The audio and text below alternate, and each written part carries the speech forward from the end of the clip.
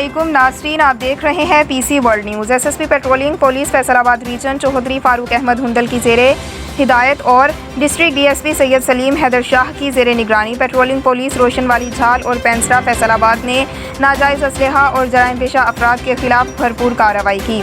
हमारे नुमाइंदा खुसूसी पाकिस्तान गुलाम दस्तगीर की रिपोर्ट के मुताबिक इस कार्रवाई में मुलजिमान से एक कलाशनकोफ और एक पिस्टल 9mm गोलियां बरामद, जबकि दीगर पेट्रोलिंग पोस्ट हाई की जानिब से जाली नंबर प्लेट लगाकर घूमने वाले 5 अफराद के खिलाफ थी कार्रवाई। पेट्रोलिंग पुलिस पोस्ट रोशनवाली झाल फैसलाबाद के सब इंस्पेक्टर राना मकबूल ने अपनी टीम के हमरा दौरान गश्त और नाकाबंदी अरसलान बशीर अहमद से दौरान तलाशी एक अदद कलाशनकोफ और 20 गोलियां बरामद कर लीं।